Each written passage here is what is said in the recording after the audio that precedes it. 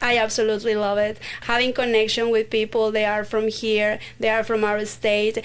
I guess one of the biggest thing why I connect really easy with people that come from different places to live in Jacksonville is because for me it's very easy to transmit when I believe in something. And I fell in love with Jacksonville in so many different ways that when I speak with my buyers from out of town, it's so genuine when I tell them how I feel, what I like, what I do, and everything. That they're like, oh yeah, we want this, and I'm like, yeah, living in Jacksonville is like being on vacation.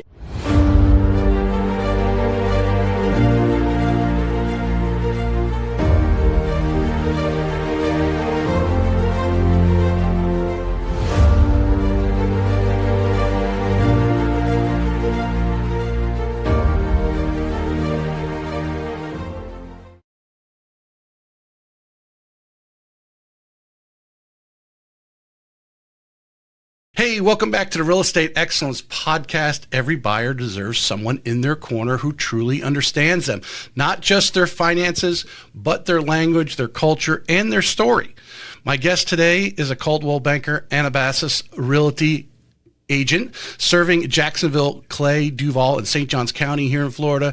She's fluent in Spanish, English, and French, holds a degree in translation and interpretation, and has built her business around the buyers most agents can't fully serve. Please welcome Claudia Hernandez to the show. Hi, thank you very much. Thank you. Thank you for coming down. I want to throw out there to Travis, because it was Travis's post that I saw bragging a little bit about you and your numbers, because you are a young agent. And then for most of my audience, I've had agents on here, been doing the business for 30 years, but you've only been in the business a couple years, but you're doing something right. And I think one of those things is obviously using Travis as a transaction coordinator for his team. Absolutely. He's amazing. He definitely is on top of everything. And he definitely helps, like, once we go under contract, like everything, he just backs me up on all the information that I tell my buyers firsthand. Like, you are going to receive this is what you should be expecting, these are the next steps. So the moment he comes in the picture and he sends the email and he sends everything, it's just like they have this feel of comfort where it's like, okay, it's just backing up the information that I already know, because at the end of the day they're coming with what they think is the expert, right? Mm-hmm. So I have to prove them that yes, I'm an expert and this is what is going to happen in every single transaction. Maybe some things are going to be a bit different. However, at the end of the day, the steps have to be somehow the same and we have to follow them. And I'm right there to guide them through every single one of them. And when Travis comes in the picture, he's like, okay, this is it. This is happening. This is what's next. And it's just perfect. It's just like a perfect Well, you bring up actually two great points there. One, the obvious, setting expectations, letting the buyer know, hey, this is what's going to happen first, this is what you can expect, and that kind of thing, which every agent should be doing, which we know they're not. But the good agents, and that's why you're having success, you're doing that. But then to leverage the transaction coordinator who is in sync with you, that now is basically telling the same story.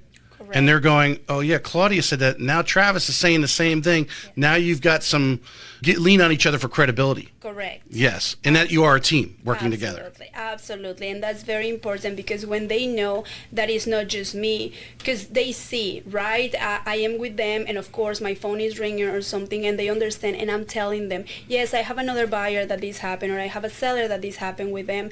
They probably, on the back of their head, I might thinking, okay, if she's so busy on all these clients, how is she going to be paying attention to me? And when I bring up to them the fact that I have a transaction coordinator that is going to be there just to support me and support them every step of the way, but still I'm going to be involved, they feel like, okay, so she has basically an assistant that is right there, so they're not going, now I have two people on the team that is taking care of me, and I'm gonna be fine, you know, like the sense of being okay. Because for some buyers, especially for my first home buyers, it can be for them something, they could get nervous, they are excited, but at the same time, it's so much unknown out there that the whole process can be a little bit overwhelming. That is my job.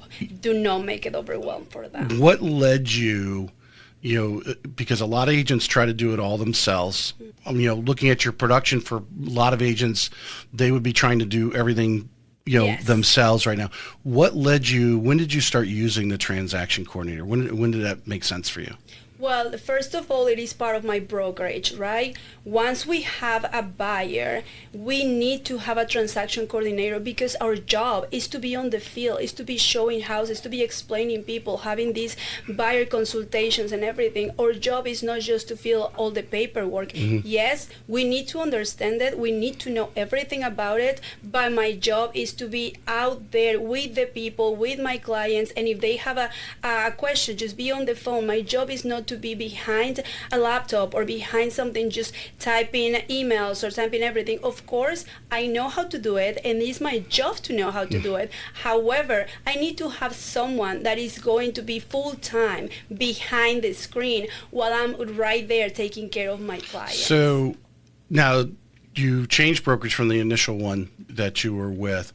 Was one of the incentives that is a transaction coordinator part of the package with Coldwell Banker with Anabasis? How do they structure that? Correct. So it's part of like the way the way Bryce did it is like, because you have to be on the field, you cannot be trying to do absolutely everything. You cannot be a one-man band, correct?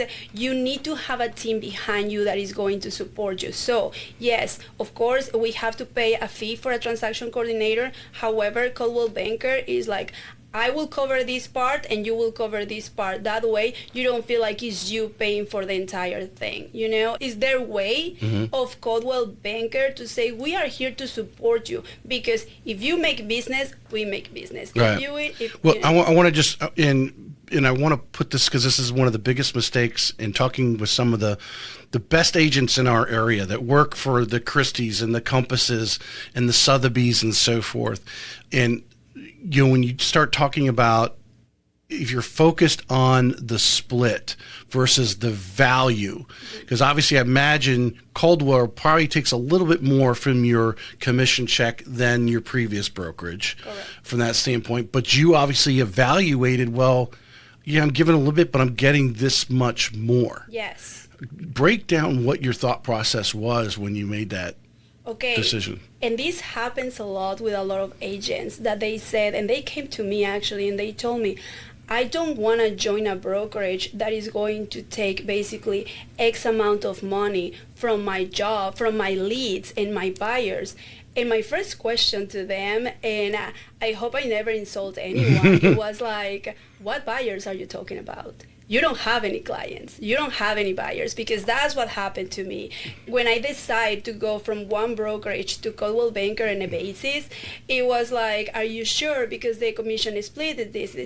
And I was like, I don't have any buyers. I don't have any clients. I don't have any pipeline, because I wasn't born in here. I didn't go to college here. I don't have a bunch of family here. And a lot of agents that are moving to Jacksonville, they're going through exactly the same thing. They just moved from a different place. They want to start on this career. And it's like, but where do I start? Because the other agents that I know, they basically have other family, other friends from college, other friends from high school. And of course, you have a bigger pipeline. But when you are brand new in the city, you know about the city, you educate yourself about the neighborhoods, about everything, but it's like, where am I supposed to get the leads? Who is gonna come to me? Because nobody knows who Claudia Hernandez is. Absolutely not yet. Not yet. Not yet. But absolutely no one. It is harder. So when you are in a company like Coldwell Banker and a Basis that provide the leads, that basically the clients come to you, well, now we're talking about actually they give you the opportunity to have experience. That does not mean that every client is going to work with you if you don't prove your value. That is my part of the job. The 50% of the job of a brokerage should be, okay, I'm providing you the leads. The other 50% is like, you should be a good agent, and then go from there. And that's when you merge, correct? Well, I speak to the point of, especially, because being new, you're new in the business and you're new to Jacksonville and everything. And even just people new to the business, just because you know a lot of people, doesn't mean they're going to work with you. And then there's some agents that I know that got in the business, knew a lot of people. They did not work them. They, chose a different whether to take leads or whatever. They did not jump in where most people are like, hey, work your warm circle. But it's not as easy, especially as a young person. They want to see, hey, are you going to stick with this? Do you know what you're talking about? You know, that kind of thing. You have to build that credibility. That to join a brokerage, it's going to help you ramp up in a more efficient basis and obviously earn enough the living to survive, you know, and renew your license that first time, when we know a lot of agents drop out. Absolutely. But how important it is to find a brokerage, and obviously we're promoting, you know, a little bit of Coldwell Anabasis here today, but you know, in a new agent, maybe someone listening to this who's not maybe getting their license or thinking about real estate may want to come talk to you, may want to talk to the broker, find out what is it that you're, you know, some more detail on what you're talking about. But they're helping you, they're creating leads and feeding you to get you. Now, hopefully they're going to wean you off as a senior agent. You're going to have your own leads and referrals coming in that they're going to focus those leads on another new agent coming in. That's their business program, I'm sure. That's what you will think. However, we actually have older agents in our brokerage that is the same. One of them, John, that he just literally posted, this is the best decision I made in my career. He's an older agent, and the tools that he had before are not even, they're not similar to these ones. He didn't even have those tools before, where it's like AI, where it's helping you, telling you like, hey, remember to text this client, hey, remember to email this client, hey, you haven't called this client, hey, remember this. And now when you have a pipeline, because that's what they give you, you have a pipeline, a business pipeline of like 150 people. It is very hard. We're only humans. It is very hard to remember every single detail of all of that. So that's what Bryce did, integrate all of that into a system of AI. So constantly is reminding you, okay, remember what happened with this client, remember what happened with the other.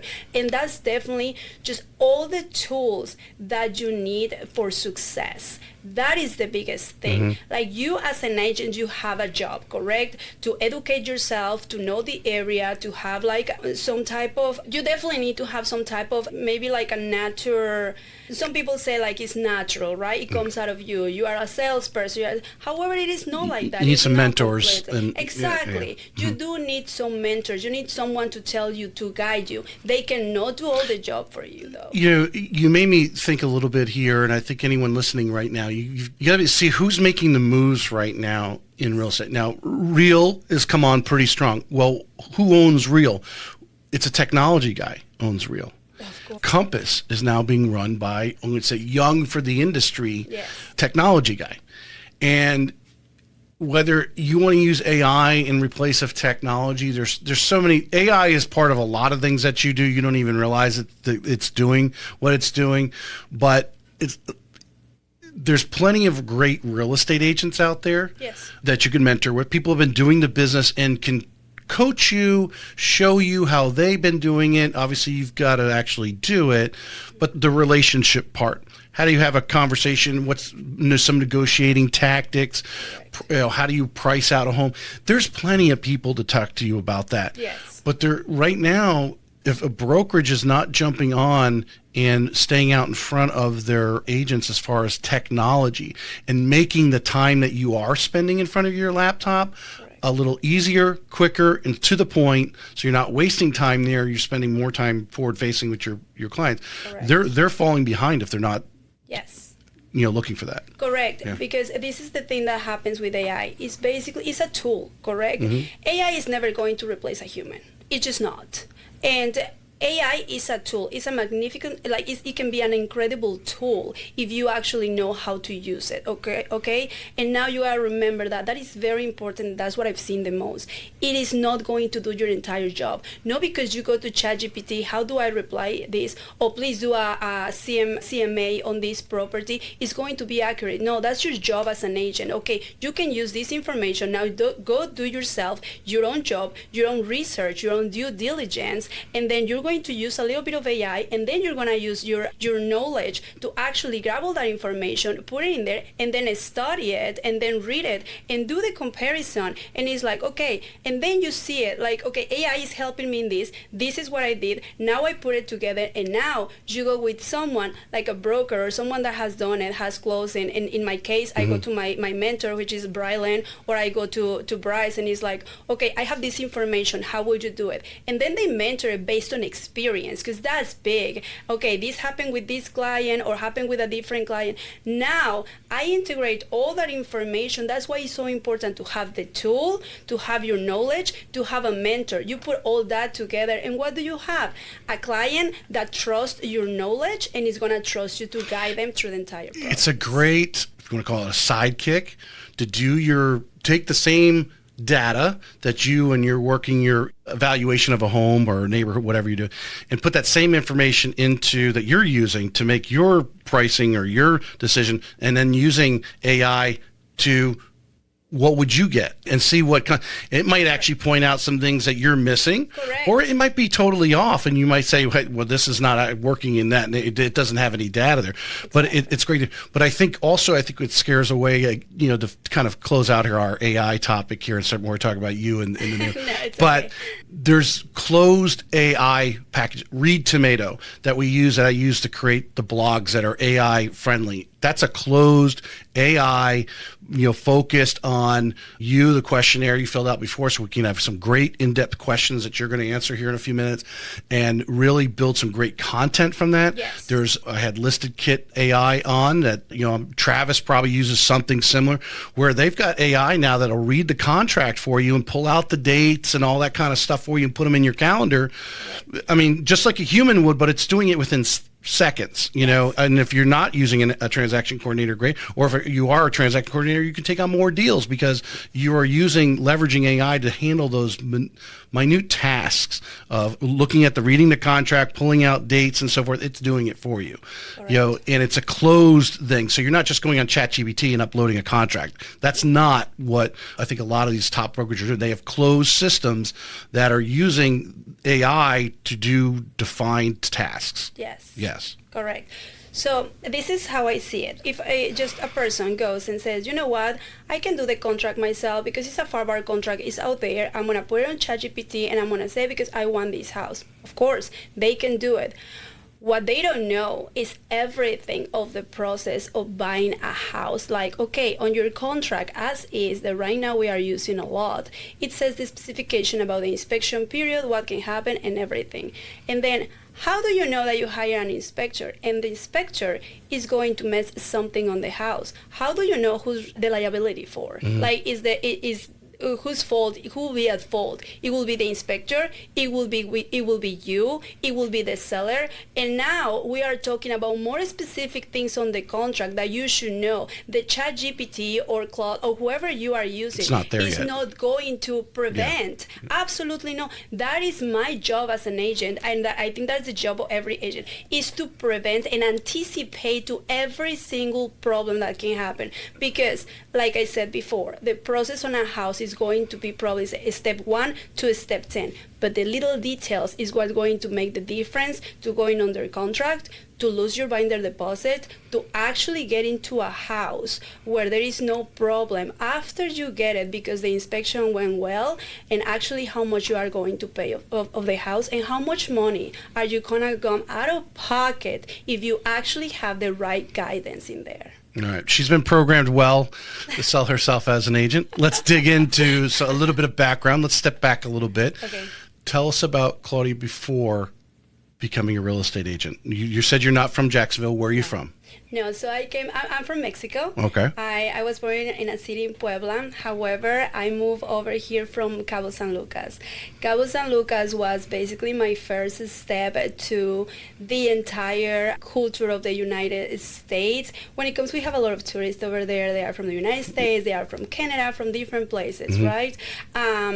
So I had the opportunity to start into everything that is like a timeshare and real estate. And that's when I had a boss over there. She's from Austria, that she did things so different that I just absolutely love it. And then she grabbed me and she was like, okay, you want to do some real estate with me over there in Cabo? Mm-hmm. Now, real estate in Cabo is very similar to what we have over here on Ponte Vedra, right? Because we have a lot of people from California. So I absolutely love it. Just everything, the architecture. I've always, just because of my background, the architecture is just something that is just absolutely amazes me, the way they do things and everything. Now, I saw the architecture in Cabo. I came over here and I see the way, it was something that it was calling me. When I saw the buildings, the way they were doing it with like wood and everything, it was so different. So I started in Cabo. I started with real estate.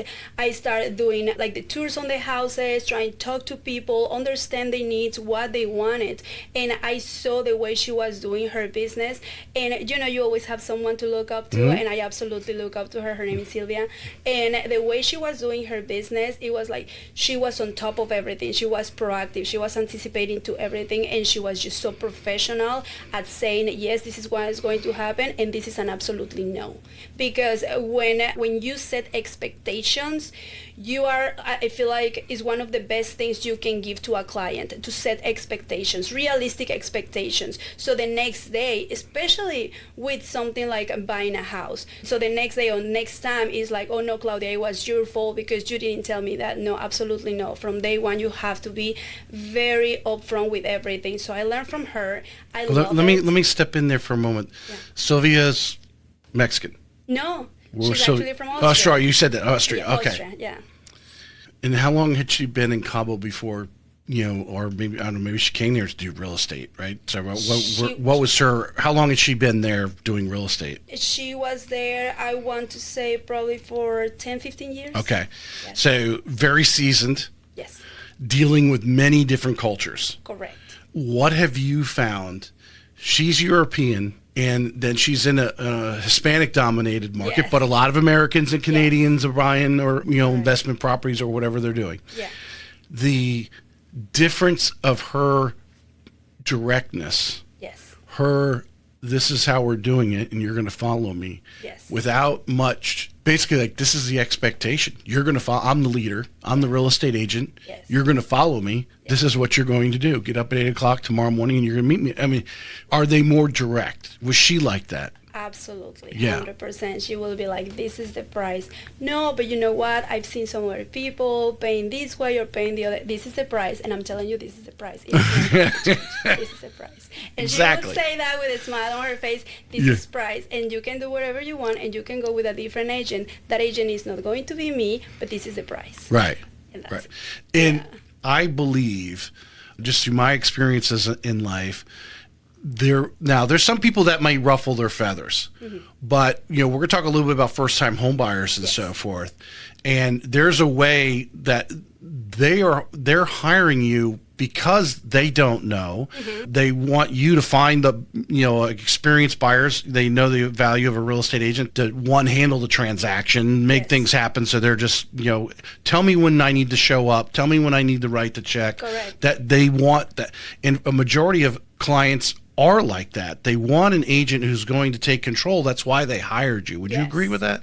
I will say that right now what I see is 50-50. I'm lucky enough to say that I have 50-50. I have buyers, I have clients that tell me I have no idea what to do. What is next? When am I supposed to do this? When am I supposed to do that? What does this mean? And I have the other clients, which I will say definitely is 50 and 50. They are on top of absolutely everything. And it's like, but why do I have to do this? It becomes, they just don't match. I did my research on this area, on the other one. Why the inspector said this? Why the inspector said the other thing? Why title company is not sending me this and everything? So I have both. That is why my job is to be informed 200% better than what they are informed, because on one side and those side will be two very different languages, because with one I'm gonna guide you just like grabbing their hand and one step at a time and step by step, and I'm gonna tell them this is what we are going to do.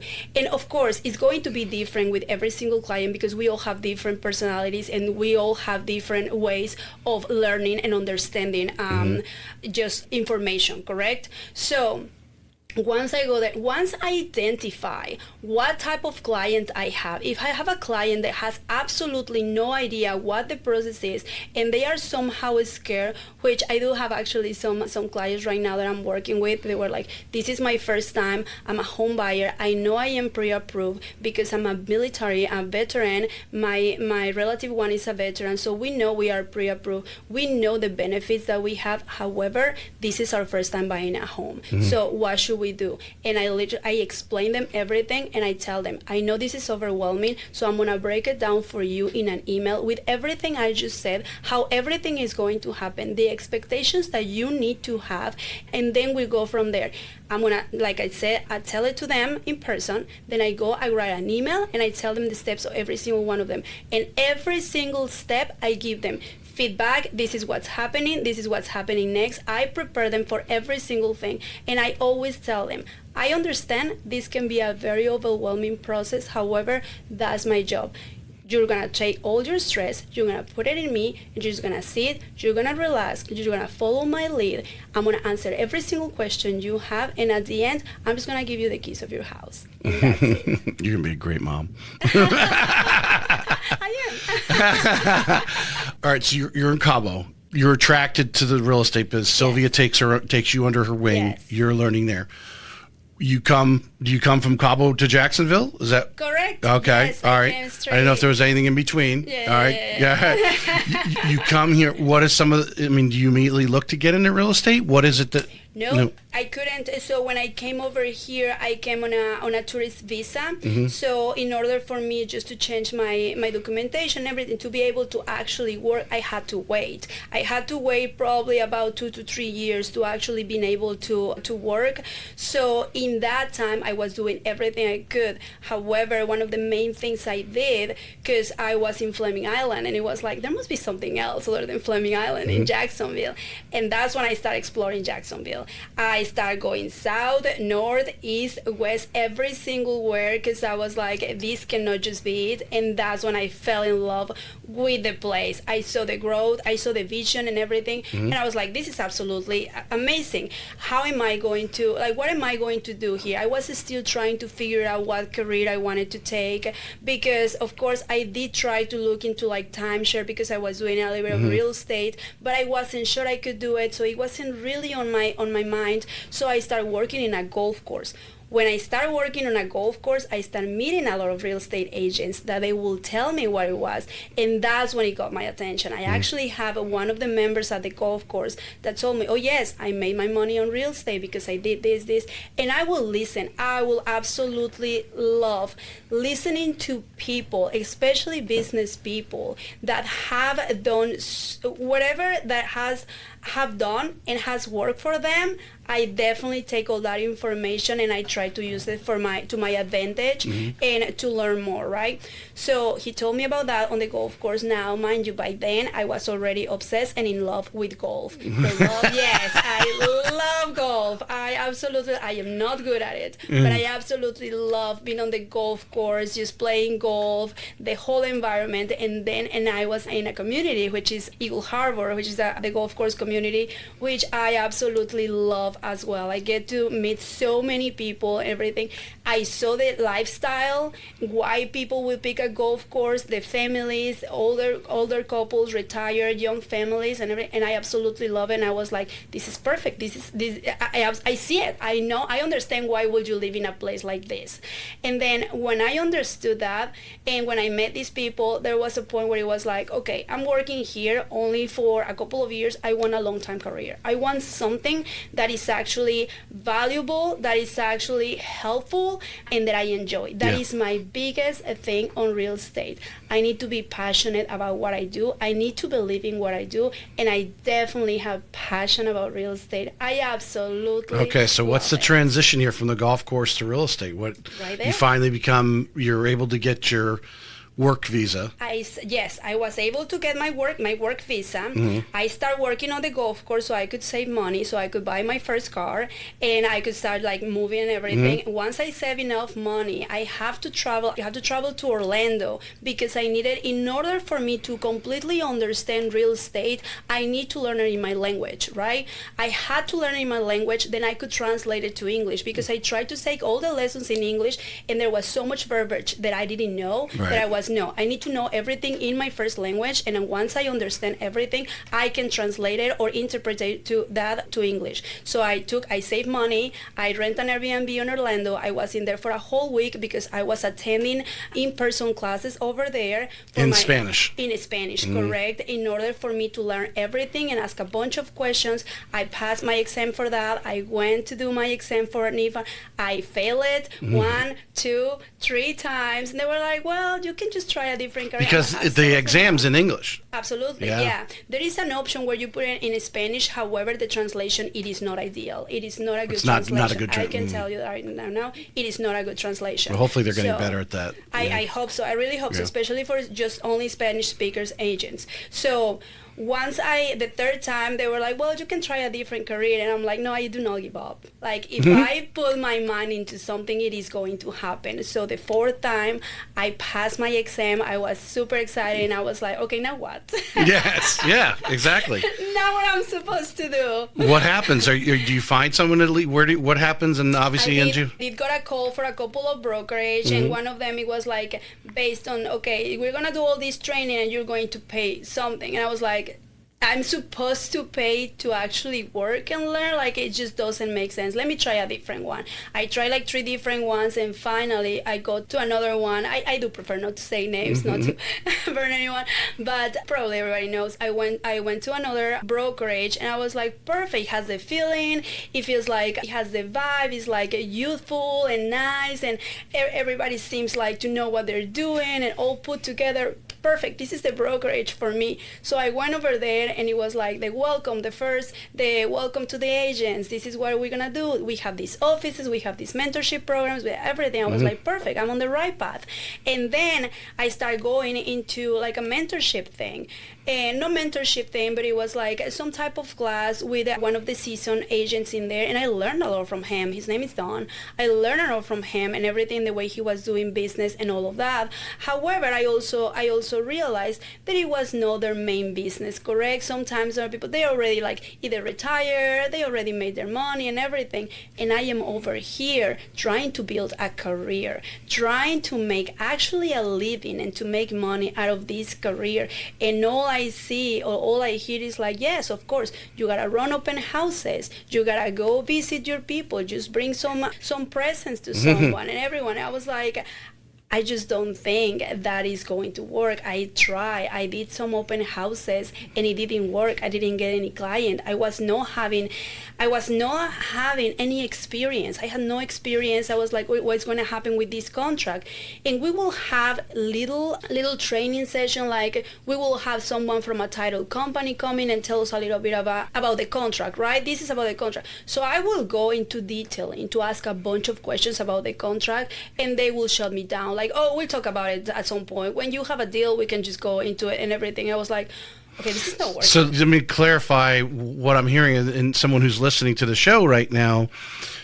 Because one thing real estate agents, and I'm sure a lot that fail, they are spending a lot of education. You have to continue. Correct. You should always, your calendar should have education days on there. If you're not taking 30 minutes a day to learn something or whatever, you have to have it blocked in weekly, monthly, whatever it may be, yes, that you like to do. Correct. But you can get caught up in just going from the education, and never actually get out there and actually do what you need to do to make money in the business, which is meet people and let them know that you're a real estate agent. Correct. Yeah. Like nothing. I was learning, and I realized that I was learning at 10% of what I was supposed to be learning. I learned probably in 6 months that I was in my previous brokerage what I learned in 2 weeks with my new brokerage, because I had know the tools, know the information. They were telling me, oh, this is a contract, oh, this is an inspection, this is it.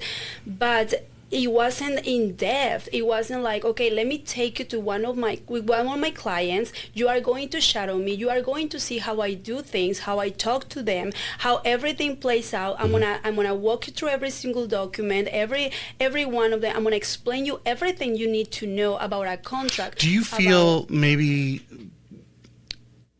because at that time, I mean, I don't know if you had done a couple of deals yet or whatever, you don't really have anything to stick the knowledge to.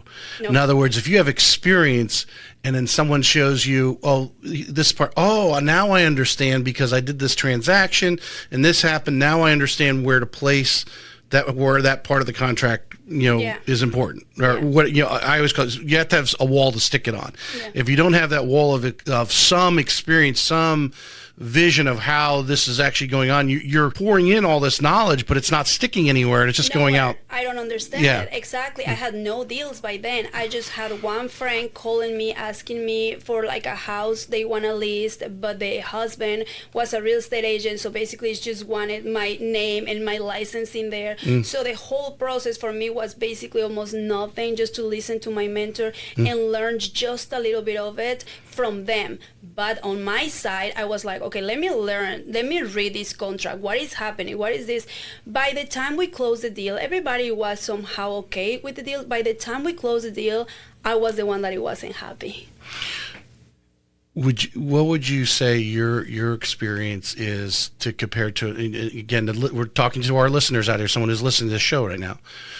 It might be an agent how many other agents do you feel that were at the same point in their career, months within the first year in their career, are probably having the same issues that you were having? Every single agent that is with a brokerage, that they don't provide you leads, that they don't give you any type of tools or business, but they tell you you are going to keep 99% of your commission and you're just paying like 2%, or you're just paying like this small a transaction fee. A transaction fee.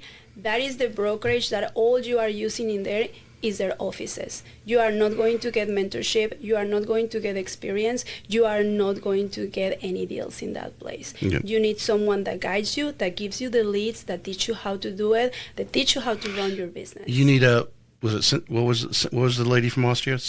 Sylvia. Yes. You need a Sylvia. You need a Sylvia. You really need, and how important it is to find that brokerage that has a Sylvia, or find a Sylvia and then go to that brokerage with her. Correct. That's willing to take you under their wing. Correct. And really show it, because you're walking around while they're doing their transaction is like you're doing the transaction. Correct. So you're getting, I call it at-bats. Yes. You're getting at-bats when you don't have any at-bats because you don't have any business yet. Nothing. Yeah. You have absolutely nothing in there, and it's definitely an entire waste of your time if you're actually doing a living. And that's exactly why a lot of agents quit within the next year or 2 years. Because if they even last that long. I think many are out in the first 6 months. Exactly. Yeah. Many of them are out in 6 months. Why?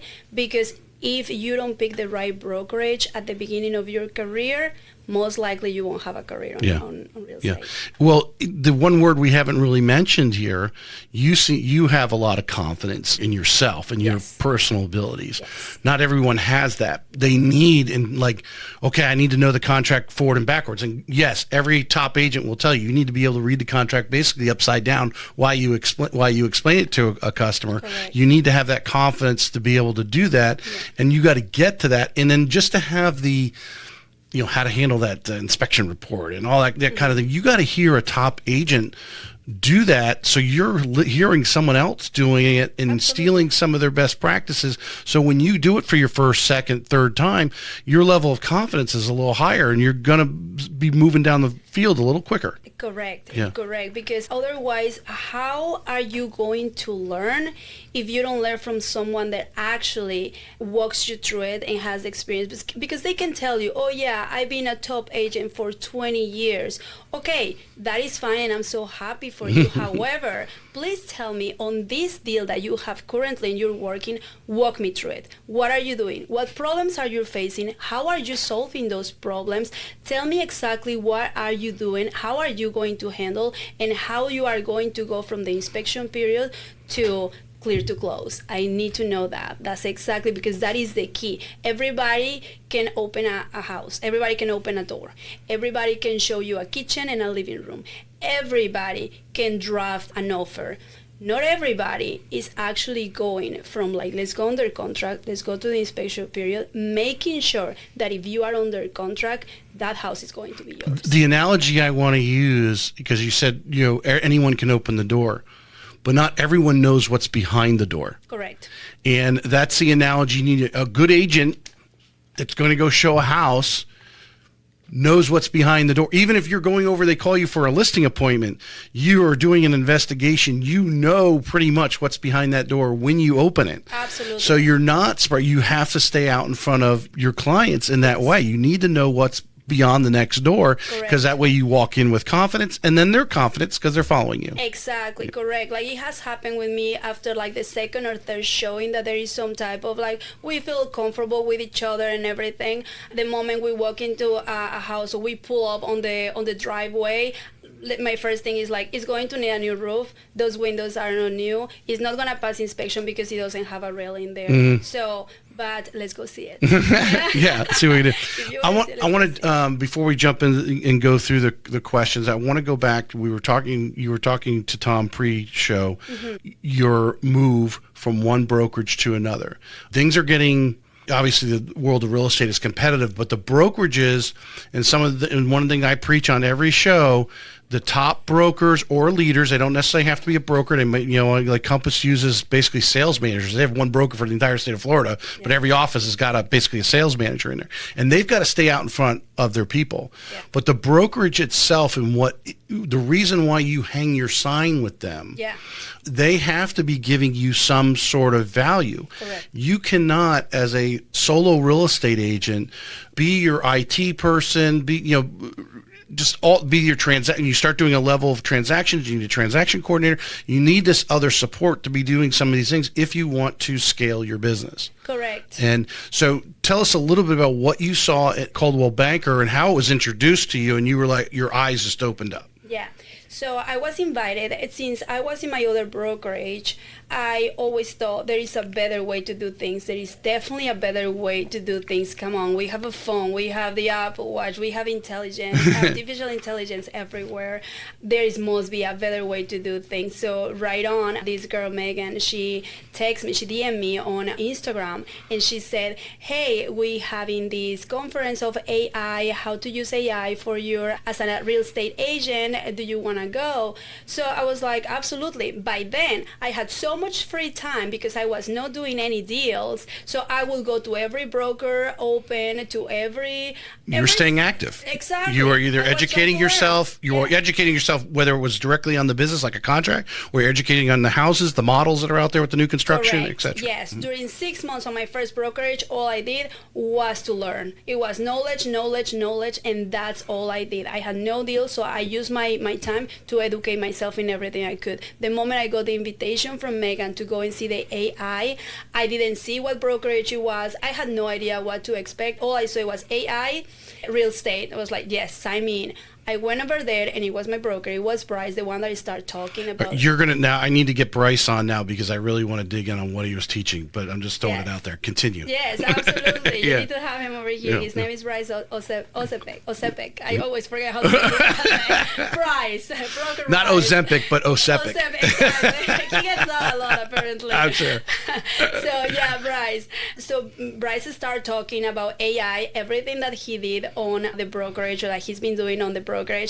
And every single word he said, every single time he will just change a little bit of the topic, I will be like, yes, correct, okay, sign me in. But then I had the conversation with him, and in my mind, just because I didn't even see the logo of Coldwell Banker in there, I wasn't sure exactly what the deal was there still. I was just focused into AI, how to use it for my advantage, correct? That was my whole thing my expectation when I was there. By the time I start talking to him and he tells me everything, I was like, you know what? I think this is what is missing in my brokerage. I think we have so many agents. I think if we have all these systems, so tell me, how do you do it? He started telling me everything. He told me how about the leads, about his CRM, about like AI, everything. And he said, you are more than welcome to take it to your brokerage, or you can join my brokerage and you don't have to worry about anything. So I was like, I don't know, let me think about it. And there was another girl in there, her name is Maria, she speaks Spanish, but she was kind of like part-time. She was like, you are going to love it, I think you are going to do great, everything. So probably right in that moment, I already knew that I was going to join Coldwell Banker on a basis. However, I was like, okay, I'm not going to make just an emotional decision. Let me sleep on it. And then we went and right on, like the next 2 days, I went, I got an interview with him. He explained me everything, what to expect. And I was like, yes, I mean. Well, and obviously what caught my eye, Travis, tagged your post or whatever you were posting about your numbers and what you've done just in the last 12 months, which obviously sounds like basically now I have some background on the story, was night and day from what you were doing before. Absolutely. Which is probably coming to the point of struggling or getting out of the business. Yes. To now you're like aligning yourself with the vision, the ideology, the mindset of Bryce at Coldwell Banker Anabasis, aligning yourself, which is so important because not everyone might align with Bryce, but you need to find that brokerage you do align with. Yes. That obviously that broker is adding value and how important that is, and you got to find it. I think it's one of, the very first step. Anyone listening right now, if you're struggling or you're new to the, if you're not aligned, you're not going in there and the broker's giving you information, you're going, yes, this is what we need.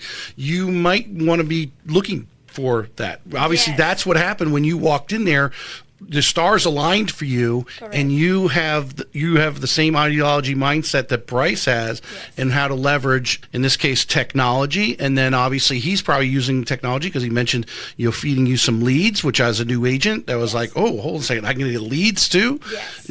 I need to get my business started, and that's all it took. Yes, Yeah. absolutely. Yeah, it was the moment I joined with them, and he said later when he reposted something, she was like, you are naturally talented, which I really appreciate that he also has that confidence in me that I already kind of like had for my knowledge. But yes, you definitely need those tools to actually grow your business. The moment I joined Coldwell Banker on a basis, because there's so many, the moment I joined that on a basis brokerage, like probably within the first week, I was like training to explain me how the system worked and everything. And the next week, he was like, okay, let's just do a little bit of role play with Brylan. I remember it was like a 30-second role play. He's like, you ready? I'm like, I'm not. He's like, no, you're ready. You got this. I was like, okay. So the next week, they start sending me leads, and I'm start opening houses. I'm start showing homes, and I'm starting real conversations with real clients. Now you're putting all that knowledge that you've been packing away into action. That is a great story. Claudia's information is obviously in the show notes, and then we tag wherever you're seeing these clips to look her up. Instagram, Facebook, whatever, message you, call you, whatever it is. If you have any questions about her, if you're not in the Northeast Florida area, and obviously Coldwell Banker Anabas is not near you, but just how she evaluated and saw the light. And I think right now the competitive world of the brokerages competing is, do they have that tech stack? And it's not the split. The best agents will tell you it's not the split. Yeah. The best agents at the low split areas, they can operate on their own. They already got enough business. They're operating on your own. But if you're trying to get your business started, you need to align with a brokerage like this and get started. Now, maybe you graduate to a point where you're like, hey, you know what? I can go to that other brokerage, which that happens over time because, people, fade out, brokerages, people move, whatever that. Things change. And you might want to change brokerages later. If you're still at the same brokerage for your entire career and you're not still growing, then you might want to consider that. All right, let's jump into our really good questions that we're going to create some good content from here. Let's try to keep the answers down because I got about a dozen questions here.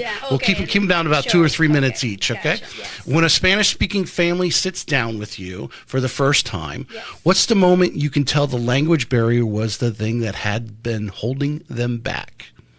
When a Spanish-speaking family was the moment that because they do not understand. They do not understand the documents, and they understand that everything comes in English, but they are afraid of signing something that they don't know about, that they don't completely comprehend, and they just don't want to get in any type of trouble that later on is going to cost a lot of money. So definitely that is one of the things that I do. I literally pull out the contract in English and little, like, phrase by phrase, just like I will do it with on just the blank parts. I will do it with an English speaking customer. I will do it with a client where it's like, okay, I'm going to tell you exactly what this paragraph says in Spanish. This is what it says. This is what entitled, and this is how I'm going to protect your money, your binder deposit, your interest, and that you are paying fair value for this house. I'm going to be hand in hand with you and with your lender, with the inspector, with everyone that is involved that does not speak English. Very good. That's a good reel right there. Yes. One of the challenges being in lending for 20 years, almost 21 years now, one of the challenges that we've had with more, I want to say the Hispanic culture, more so than, say, European culture or Canadian, is how the importance of documenting your money. Yes. And because if you need funding, you need lending, you need financing, you need to be able to document it. Yes. And we have a lot of our Hispanic community has their own business in one way, shape, or form or another.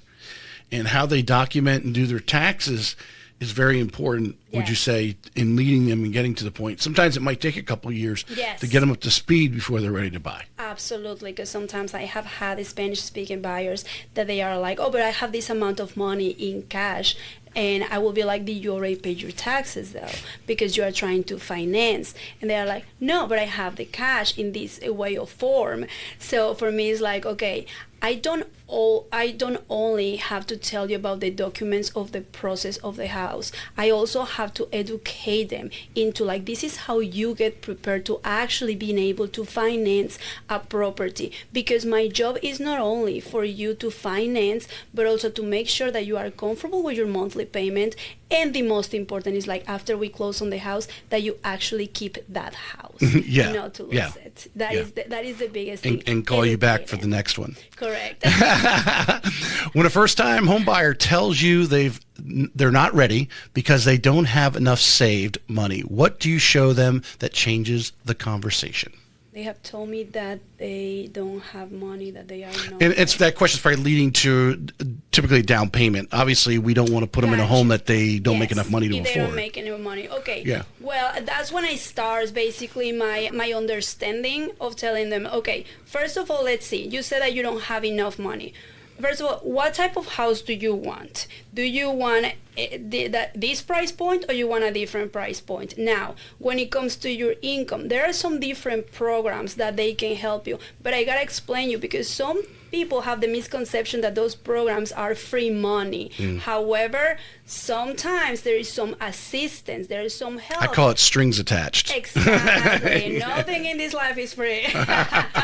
It's not free money. It's not because your neighbor or you heard from your sister, like, oh, but they get this amount of money for free. No, it is not. It is not for free. You have to understand what this entitles, and that's why I always try to stay in touch with your lender. So we're gonna talk to a lender. Let's see if you actually are not ready, because probably you don't have any savings, but probably there is something in there that we can do. Maybe with a new construction that you might not require that much money, or maybe you do have money for the down payment, you don't have money for the closing costs. Then we have to find the right house that we are going to request for those seller concessions in order for you to, whatever is the amount of money you have, you don't spend any extra. I'm going to break it down for you exactly what to expect that is coming out of your pocket, so we know if you are ready or you are not. But speaking with a lender is going to be my first step. Yeah, there are a bunch of different down payment assistance programs out there, but all of them have different strings, higher interest, or whatever it is. There's,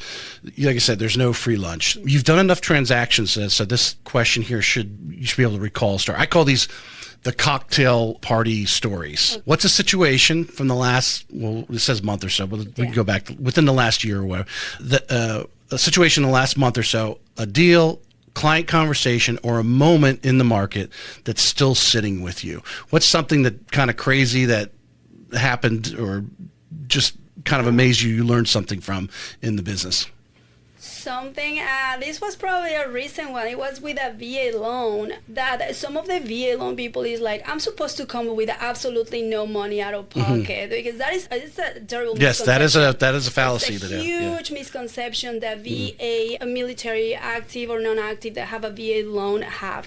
It's a huge misconception that you don't have to come with any money out of pocket. However, once we know that you don't have to pay any down payment in there, I structured the offer in a way that it was like, okay, you're getting your concession, so your money out of pocket is going to be less.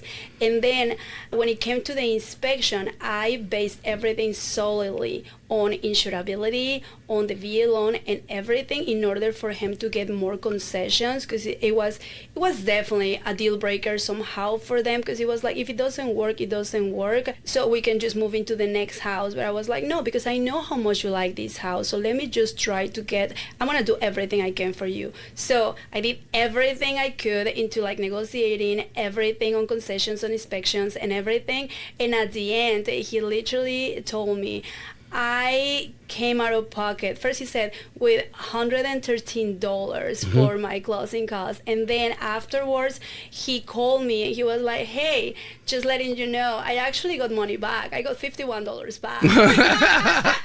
I was like, that's awesome. Well, that is the importance of working with obviously a good real estate agent, refers a good loan officer. Can a veteran move into a house with little to no money out of their pocket? Certainly, if it's structured right. If it's structured right. Ultimately, they are responsible for the closing costs if they are eligible for the 100% financing with the VA. Correct. Or the VA backed loan. The VA doesn't do the lending. We lend. Yes. The VA just backs it. But it can be structured to get the seller concessions, like you said, and it's a buyer's market right now, as of June of 2026, to negotiate the seller to pay those closing costs. Correct. Obviously, with value coming in and all the, a couple things, but the market's ripe for that, for veterans to take advantage of that situation. But veterans, you are responsible for the closing costs. However, a deal can be negotiated with the seller. Pays that on your behalf. Yes, and it's always going to be different with every single person. When a relocating buyer asks you about, now this is this right? This is something it picked up out of your questionnaire. Everrange? Everrange? Is there a neighborhood called Everrange? I don't know if maybe it read. I don't know if it read your Nocatee or E-Town. I was like, what neighborhood is that? No. All right. Or even I'm gonna imagine you're showing people Silver Leaf as well. Obviously, that's what. Yeah. How do you help them figure out which one fits their life? By asking a bunch of questions. You have to get to know the people that is buying a house, especially if they are from out of town, because they have no idea what's going on in the Jacksonville area. My first question is like, how familiar are you with the area? When the answer is like, no, really, it's like, okay, then we go from there. I need to know, do you have kids? What do you like to do? Do you have pets? What's important for you? Do you like to go to the gym? Do you want this type of neighborhood? Do you want amenities? Do you like to play golf? Pool, beach, everything, tennis, golf. Every single question you need is like knowing your next girlfriend or boyfriend. You have to ask every single question to see what are the green flags, the yellow flags, and the red flags in there, so you know exactly, okay, let me guide you and let me tell you what type of neighborhoods. Because if you go and try to find a house 4-bedroom, 3-bath, and this price, you're going to find hundreds of them.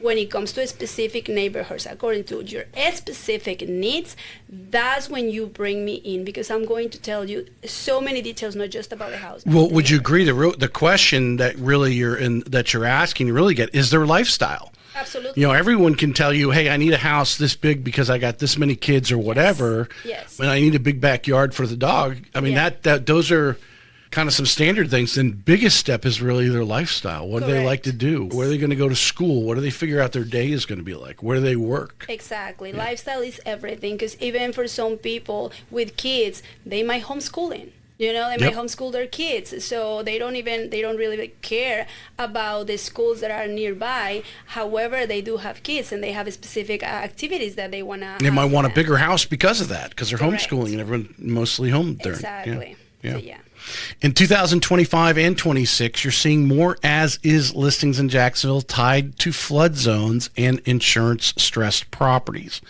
What does a buyer need to understand before they make an offer on one of these homes? Insurability is everything. I always base everything, a lot of the things on insurability. If your home cannot be insured, then probably there is a huge red flag in there. And I talk to the insurance company to see exactly what's happening. I look in the map to see like if it's a flood zone. Why is a flood zone? What is going to happen in there? What are the potential problems that can happen? How early, Claudia, are you going to insurance? If you got somebody, hey, I'm interested in this home, let's go over and look at it. Maybe you're going to make an offer, it fits all the criteria before they even go over there. Like, they may like this home and want to make an offer. Are you starting to tap in insurance, or you wait to their, okay, let's make an offer. I got a contract. Okay. When do you start the insurance? Yeah, the insurance right after I speak with the inspector. Yeah. Right after talk to the inspector, yes. At the beginning, because a house can look perfect and the flood zone can be fine. Everything can be like redone, right? So the house can be in great condition and it's probably not in a flood zone. So in that moment, I don't really touch that subject until we actually are on the inspection. We are under construction, we are under contract, and then the inspector goes over there, and then I have a conversation with the inspector. I always have a conversation with the inspector while they are in the house or after they visit the house. I do not just inspect for the report. Mm-hmm. I want to have a conversation with them so they can tell me, actually, this is everything that you are what to expect in the report, because that way I anticipate my needs and I go straight and I talk to their home insurance. Like, okay, this is your home insurance. Give me the information. I'm going to talk to them and I'm going to tell them, hey, this is what is going on with the house. I need to know what red flags do you see in here so I can go ahead and ask for either repairs or we probably need to move on. I'm going to give you at least my, yes. Whether you take the tip or not. No, I will take it. I would actually, I think one of the missing areas, and I'm going to give away too much here, but let's see who listens to my show. For me, capturing insurance, in other words, me referring as a loan officer, I got a contract, I'm going and emailing my insurance go-to person saying, hey, get me a quote for John and Sally Smith, this address. They're looking to close at the end of the month. They need their dates of birth, so you give them their dates of birth. And they've got, now obviously a lot of times they can't give you a full, complete situation because they want the 4-point inspection if the house is not newer and that sort of thing. But the technology that's out there now and what the insurance companies have access to could already be something before even order, because obviously you're spending money to do the inspection. Of course. They're going to drop money. Yeah. So the first thing goes, hey, they're going to make an offer on. I would almost, if I was a real estate agent today, knowing what I know as a loan officer, while I'm writing up the contract, I'm emailing my insurance person saying, we're making an offer on this home. John and Sally, here's their dates of birth. Give me some insurance quotes. Find any red flags, because they're pulling up the permits like that. And they know when the water heater was put in and when how old the roof is. So it may have an effect. Now you may not want to wait until you get that report back, depending on the time of day you're emailing them. But it's going to be, in a lot of situations, and I think you would agree, it becomes a point of negotiation because you got an inspection, insurance. Oh, well, you know what? The hot water heater is costing them an extra whatever because it's 15 years old or whatever. Let's negotiate that to be replaced or get some concessions to offset them, replace it, whatever it is. And I really think right now I would be, as I'm sending that contract off, most agents that I talk to do not actually have a religious person they do their insurance with. And I will say this, these insurance agents are covering the same insurance companies. You don't need 3 insurance agents to call. You're wasting your time. 1 or 2, because obviously you want to find the one that does communicates and gives great customer service. That's important. But the insurance companies they're running across are all the same. So they're going to get the similar numbers, but to have that person that's going to get you that information back quickly is going to get your referral right away, and they're in the game. At least they're getting a quote out there to have a discussion with. And I find most of the buyers, especially out of state, they go with the person I recommend. So if you're an insurance agent listening to this, you need to be getting with that real estate agent saying, hey, I'll get you that information as quickly as possible. So while you're in that offer and maybe counter offer stage where you might go back, you might make the offer and all of a sudden you find find out this information and they counter, and you come back and we say, well, your hot water heater and your roof is really old and that's going to cause an insurance problem. So I don't know, type of thing. It starts that conversation because it's going to eventually happen. Yes. And the earlier you're on it, the more knowledgeable, obviously more confident you are too, and the more confident your buyers are. So just throw that out there. I appreciate that. Yeah. When a buyer or seller asks you point blank, if it's a buyer or seller's market right now, what do you tell them? And it's June 2026. Buyer's market, 100%. Buyer's market. Yes. Would you say that at all price points, or, is there some niche higher end price? Not necessarily. I always tell them it is a buyer's market unless the house is priced correctly. If the house of the price is correct value, is gonna be gone within 1 or 2 weeks. Right. Absolutely. Especially in the desirable neighborhoods of St. John's and some of the Nocatee, those kind of areas. Correct. If it's priced right and it's gonna be gone. It's got everything that a lot of people are asking for right now. It's going to be gone right away. It is a buyer's market, but it's happening right now with me, with my buyers from out of town. They're trying to get into a specific neighborhood with specifications of the house, and the moment they find one house and they tell me, hey, we want to see this one in like X amount of time, I'm like, it's going to be gone because it's priced correctly. It has everything you probably want and like, and everybody else is looking for. It's gonna be gone. Yeah, because there are a lot of similar. Whether I don't know what are some of the top things that people are looking for right now. Is a pool on the top 3 list? Absolutely. Pools on the top 3 list. Everybody that is coming from out of state to Florida, they want a pool on their house. Yes, and I always tell them, yeah, you should. When someone calls from New York or California and says they want to move to Jacksonville, what's the first thing you must unpack before you show them a single listing? I always ask them why. First of all, I ask them why. Why do you want to move to Jacksonville? Once I get that information, I ask about their lifestyle again. I always ask them, what's your lifestyle like? What are you looking for? What exactly do you need in Jacksonville? What are your expectations in Jacksonville? Basically, the expectations is a big thing that I like to ask.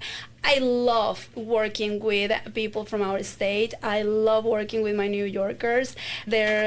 The way they communicate is just remarkable to me. But those are the first question definitely they ask about their lifestyle. You like the directness of the New Yorker. Absolutely. They don't beat around the bush. It's like, this is what I want. Yes, and they are the ones that will push me the most to be a better agent than what I am. 100%, because they are on top of absolutely everything. So it's definitely my other niche. It's like you are on top of everything. You know yourself. You challenge to be ahead. You challenge to be even more on top. Challenge me so much.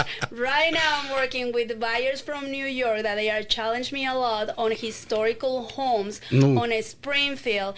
And I want to say in 24 hours, I put the work in and I learned so much about historic homes just thanks to those buyers. Because once I get something different that is my regular niche, I just dive into knowledge, understanding, and I anticipate every single question they might have because those are exactly the same questions that I have. And I would put out the tip too for agents that are listening. Don't feel you need to do all of that yourself. There are agents who regularly sell in that area. Yes. And they appreciate you calling down saying, hey, I have a client. Yes. Maybe you have a home, maybe you don't, but can you tell me about this area because you sell a lot of homes there? That's what I did. Yeah. I called one of them. I called an agent and he told me, you need to know this. He told me everything. It was like that's his specialty. Yep. When a seller comes to you convinced their home is worth more than the comp support, how do you have that conversation without losing the listing or the relationship? Well, sometimes we have to understand that not every listing is going to be for you, okay? It is definitely very important and understand, listen, I'm going to show you numbers. I understand you put the X amount of money on your house. I understand that is emotional attachment to your house. However, let me show you not just 1, 2, or 3. Let me show you 5 to 10 houses. The radius, we can do a bigger radius in order for you to see these are the numbers. Yes, we can definitely put this price that you will love in your house in there. I need for you to know that you are going to hurt yourself because you're going to be sitting on the house. You're going to keep paying whatever you're paying on utilities or mortgage if you have one. And second, people are going to think there is something wrong with your house. The longer you stay on the market, the less money you are going to get. So if you want to go ahead and do 450, but the least amount of money that you want to receive is 380. If you need to sell, let's go with the real expectation, let's go with the comps, and then we are going to sell your house. If not, I am just not the right agent for you. Like, it's just I'm not. Are you hearing that noise? Oh yes, I am hearing that noise. Hold on just a second. Yeah. Because you're going to hear it too. It's over here. It's outside. It is over here. It's outside. Yeah. Nothing I can do about that. Yeah. I What thought is it? the- Is it the motor, I don't know if he's probably? working an AC unit, hopefully. Yeah. What is Cuarto Latino? Is that? Cuarto Latino. Yes. And what does that, is it a community? So Cuarto Latino is like the chambers of commerce, Okay. right? They started, apparently there are different of those associations all over Jacksonville. However, this one started recently, like in Orange Park, actually last year. It started and it was called Cuarto Latino. I got an invitation in there. I'm pretty sure it was through Facebook. So I gave it a try. I was like, let's see what is it about. So basically, it's a bunch of entrepreneurs that speak Spanish. That's their first language, and they have so many business all over Jacksonville. It is unbelievable. It was unbelievable for me to know so many Spanish speakers that are business owners out there, and that is basically they are there to support each other business. If somebody need like home insurance or car insurance, or like I have a restaurant, I have a cleaning company, everything, you will go over there. Do you have, remember we talked earlier Yeah. about one of the things with the Hispanic community is how they document their money. That conversations in that community of these Hispanic business owners that we're talking about is probably an important topic, because whether, you know, if they want to go to the bank and get a loan or anything like that, that it's very important that they, you know, are educated on how to properly document their money to make that life a little easier for them. Yes, it is one of the biggest things, because I feel very proud of my community and of being Latin, because we are just grinders, right? We are hustlers. We just love, we work, we try to get things done, we try to make them perfect or somehow get very close to perfection, and we just keep working and working until we achieve our goals. So that's what I've seen. They just work. However, sometimes it's missing a lot of structure and a lot of information, and that's one of the key parts that I saw that I could be involved in to give them a structure, educate them, and actually get involved into how to do things properly in a way that you achieve your goals in not just a better way, but also in a quicker way that is actually tangible. And owning a house in a country that is not yours is definitely a tangible that you can be proud of. And it just, there's opportunities and their business, they're entrepreneurs already. Yes. Buying real estate, investment Yes. real estate, whatever it may be. Maybe it's to buy the shop that they run their Yes. business out of. Yes, absolutely. That, you know, comes available. In today's Jacksonville market, where homes are sitting longer and sellers are more flexible, how has your approach to negotiating seller concessions for closing costs actually changed, and what does the buyer need to understand about how that ask interacts with their specific loan program?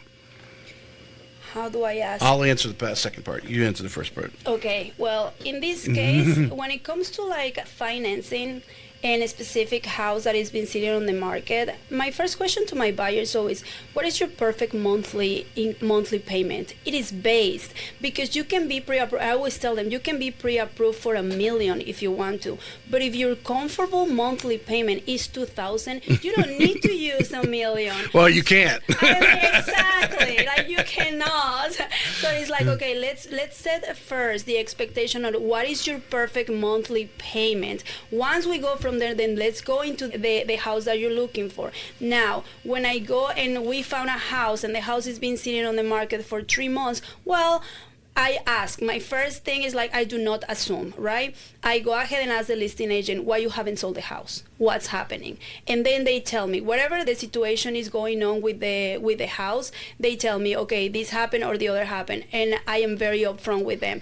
I'm going to send you an offer, but I'm going to send it with pulling comps. So I'm going to send it to you. You are going to see the numbers and everything. Now, I need to know before we waste everybody's time, what your seller is trying to net, and why is she being unrealistic when it comes to selling the house. And it just happened to me. And it was like, well, let me tell you this, Claudia. She was like, listen, Claudia, she needs $450,000 in order for her to be able to retire. And I told her, yes, but the value of the house is only $340,000. $150,000. So you're basically asking for a Hail Mary that someone comes to you and tells you, just because you are a lady that needs $450,000, I'm going to throw in there $100,000 more. It is not going to happen. I am definitely going to advise my buyers to move on to a different house because this one is just not realistic. Those expectations are not realistic. And I told her, I think as agents, our job is to tell the people what actually the true data is in there, not to tell them what they want to hear. Because you're not only hurting yourself as an agent, you're hurting your seller, and the house is just going to stay there. Yeah. Yeah, Yes. I mean, could something happen where that buyer comes down from New York that just sold their house for a lot more? Maybe they're downsizing and they're ready to write a check. Absolutely. Maybe they'll spend a little bit more if they find that perfect house their wife just got to have, $100,000 more. I don't know about basically 25% more than what the house, Absolutely. An extra $100,000 on a $400,000 home. That's not likely. Yes, yeah. No, and I always ask the listing agent when I come with a very low offer. I always ask them, please tell me, what are you using to back up the price of the house? I need to see the comps that you're using.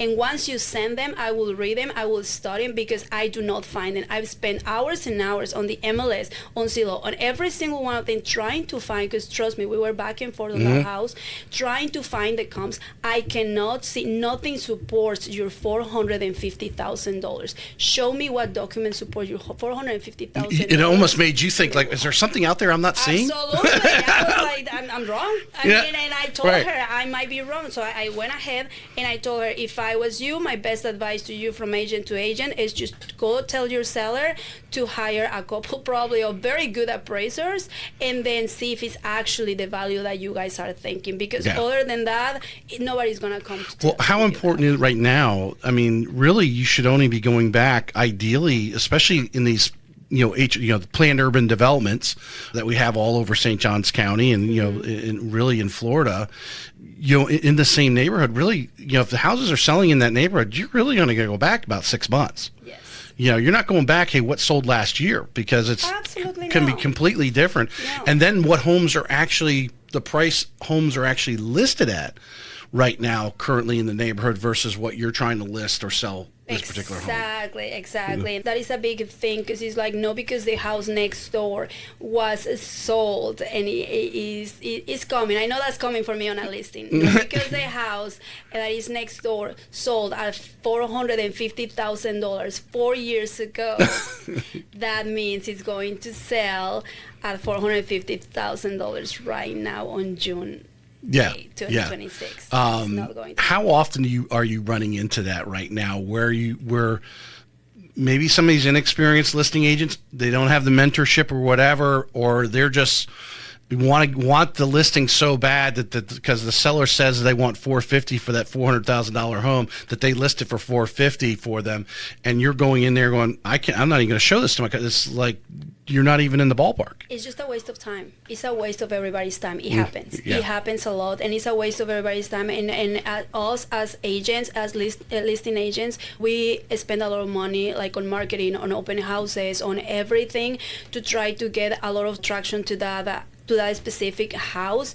However, when the price is not realistic, it is not going to sell. It's going to stay right there. Yes, of course, if you are an agent that wants to work with a bunch of listings and you want to have your listing sitting there for 6 months, it's okay. Maybe that's the way you work, and it's fine. But if the buyer says, I don't care if it sells tomorrow or 6 months from now, this is what I want. Okay, well, here's the sign. And maybe somebody's going to come and it's going to be fine. But guess what? Then you find an agent that is working with a buyer that her name is Claudia, and it's going to offer you the real price value of that house. It's not going to offer you what you think that house is. So we're going to start in a bunch of a negotiation, and it's going to happen. I'm not going to. My job is to protect my buyer's interest. That is my job, or my client's interest. So I'm not going to, just because if they absolutely love the house and want to pay premium for that house, that is on them, because that is their final decision. However, on the back end, I'm going to tell them, this is the numbers, this is the realistic price of the house. Whatever decisions you make after knowing this information, it is up to you, but you need to have this information, because that's why you hire me. Would you agree, if someone thinks their house is really, worth $25,000, $50,000 more than what it's comping out to, is to list it near where it's comping out to. If it's actually that attractive house, it is possible you might get 2 or 3 offers over the weekend if it's that home that everybody's looking for in the middle of Nocatee with the pool and everything, and you can golf cart to the school or something, whatever they want. Yes. That house is so desirable that you're liable to get 3 offers. Yes. Then they themselves will basically bid themselves up another $25,000 or whatever. Exactly, Yeah. absolutely. And it happened to my broker. It happened to my broker, to Bryce. He listed a house. The price was perfect. He got, within that weekend, he got at least like 2 or 3 offers that they were competing to each other. So basically, he went under contract in the house to a higher value than what he listed for, because that's what they teach you. That's why it's so important to have good mentorship when you are an agent and when you're a new agent, because you have to learn how to do all these things in a way, how to price a house in a way that is not only to get the money that your sellers are expecting, but also is like they actually see the value in the house. You're going to have more buyers coming to you, and they're going to see also that value, and they're going to think that is like, oh my God, this amount for this house, I'll take it. I'll pay more for it. I have no problem paying more for it because it actually is valuable, you know? It's an analogy of why the car dealership puts you in the car and why they don't put you in the Lamborghini when you can't afford the Lamborghini, right? Because you're going to sit in that seat, you're going to say, I want it. Yes. And if you get enough buyers into that very desirable home that's properly listed, so everyone's like, well, that's the correct price for that home in that area. That's what other things are selling for. Let's go over and check it out. Yes. Somebody, the wife, husband, whoever, is going to fall in love with that house and is willing to pay $10,000, $20,000, $30,000 more because they're now in love with it and they got to have it. Absolutely. And it happened to me with my second seller. I will never forget. We were looking at houses. We looked at so many houses on the same neighborhood. I knew exactly what they were looking for. This house pops up in my notifications. And I'm like, hey, let's go see it. They didn't want to go see it because they didn't have time. I'm like, let's go see it. Please, just let's go see it. We went to see it, and it was priced correctly. It was everything that they wanted, and they were like, yeah, we like it. What do you think a good offer will be? I'm like, it's first day on the market, it's priced correctly. Mm-hmm. We need to get very close to asking price. Let's ask for concession. Maybe let's just try to do negotiate that out or whatever. Negotiate something, but we need to get very close to asking price if you really want this house. Yeah. And we were on the contract. That's the day. Yeah. You've got to go in, like I said, if you're hanging around other successful real estate agents, you start to learn, hey, this is what that neighborhood, in your case, hey, let's go make a full price offer, but we'll ask them for 3% concession, see if they'll cover the closing costs or something. And then now you're in a negotiation. But to go in and offer them $50,000 below the asking price on a $500,000 home, 10%, that, it's properly priced. They're not idiots, exactly. Especially, like you said, the house was just listed. Their expectation is it's going to be a couple months before they do. I want to finish with this. You've been in the business a couple years now. I'm sure you have girlfriends or whatever that ask you about the business. Yes. Answer that question. Should someone get into business, what do they need to know? You're at a barbecue this weekend or whatever, and somebody says, hey, I'm thinking about getting into real estate. What do you think? What do you say? Pick your brokerage right. It's the first step. How are you going to pick your brokerage right? We all have social media. Go into social media, see the success of their agents, see what they're doing, see what the tools are they using. Call them. Don't wait for a phone call from like these huge firms or brokerage to call you and to tell you, hey, we want you to work with us. We want you to work with us.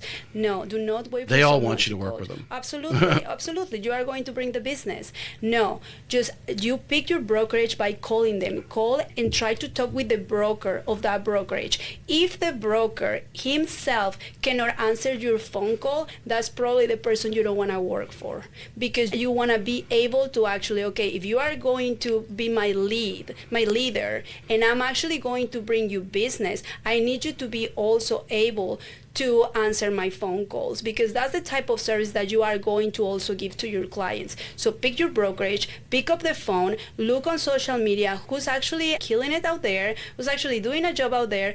call them, set an appointment, and you ask the question, okay, what are you offering? What are you going to give me? How am I going to grow in here? What are the expectations that I should have in 3, 6 months, or in a year? Talk about the expectations. What are, someone that's not in the business sees what you're doing, oh, you're having some success, things are going great for you, but they just assume they can get in. What are some of the expectations that someone who's not in the business yet, that you as been in the business, want to explain to them how this business actually works? Yes. Okay. What expectations you should have is someone that is going to teach you how to go through a transaction, through a full transaction. What's the first step? Well, no. Let me be more. You're talking to a friend about real estate. Okay. Tell them what they don't know.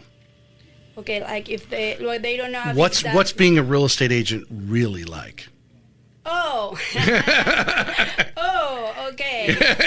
Real estate. Okay, you go into real estate because you think you're going to be just your own boss and you're just gonna open a few houses that are beautiful, there are $1 million homes, and everything is going to be beautiful, and let's pop the champagne and we close on a deal. It is not like that. It's a 24/7 job. You do not rest. You can be on vacation, you can be on a pool, and you are still working. You are still on your laptop if you want to have success. You are going to be you got to answer the phone calls. You got to answer your phone calls. You got to answer your text message. You got to send those emails. You got to open that door of that house that just came on the market at 7 o'clock at night, or maybe at 9 o'clock at night, because guess what? Your client is a nurse and they only have very specific times to go and take a look at properties. Maybe they only have Saturday morning to go and see 2 houses, and they only have that Saturday morning every Saturday. So you're going to probably work with that couple for 3 months, and you only show them maybe like 4 houses, just because that's their very limited time. And while maybe you have kids, you have friends, you want to go to a barbecue and everything, sometimes you won't have time for that.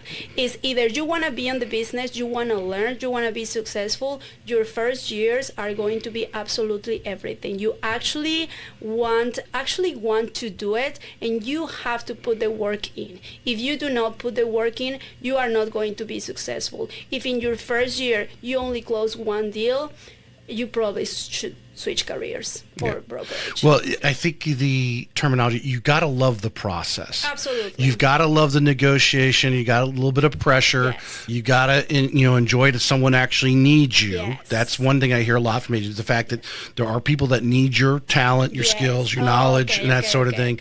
Yes. And you've got to love the process. Yes. Can it be rewarding? 100%. Yes. But you've got to be willing to put in the time, in the effort, and like I said, you got to manage yourself. No one's telling you to be there at 9 o'clock. Yes. You got to get up early, whether you're doing a 30-minute webinar to learn something that day. You got to spend your time prospecting. There are things that you've got to do that no one ever actually sees. Absolutely. You got except your family. Yes. You gotta be a people's person. Absolutely, you have to be a people's person. You have to love meeting new people, love to knowing about them, what they like, what they don't like, actually get to know them. You gotta love actually driving, and you gotta love to learn about architecture, about what's going on with a house. You really need to have passion for this industry, because nobody's paying you for your hourly other than you. You are the one that is setting, like, okay, how much money do I want to get paid? What do I have to do?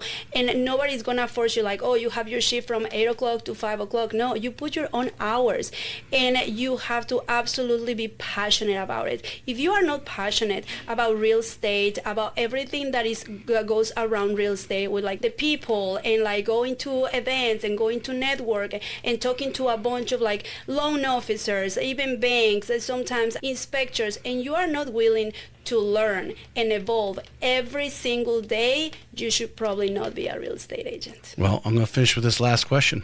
Why do you love real estate? I'm so passionate about it. I absolutely love it. Having connection with people, they are from here, they are from our state. I guess one of the biggest thing why I connect really easy with people that come from different places to live in Jacksonville is because for me it's very easy to transmit when I believe in something. And I fell in love with Jacksonville in so many different ways that when I speak with my buyers from out of town, I think that they feel it's so genuine when I tell them how I feel, what I like, what I do, and everything, that they're like, oh yeah, we want this. And I'm like, yeah, living in Jacksonville is like being on vacation. Like either every day or every weekend. You have a pool party somewhere, you can grab a boat and go somewhere, you can grab a jet ski, you can grab a canoe. If you love to be outside, if you love the sun, if you love the beach, you are going to absolutely love it. I'm so passionate about meeting new people, about helping them. It's amazing when someone tells me, thank you so much, Claudia. There was one person that I will never forget, and he told me, thanks to you, Claudia, I'm a homeowner here in the United States, and I love that. Awesome. Yes. I appreciate you coming on today. Thank you so Thank much. you. I appreciate it.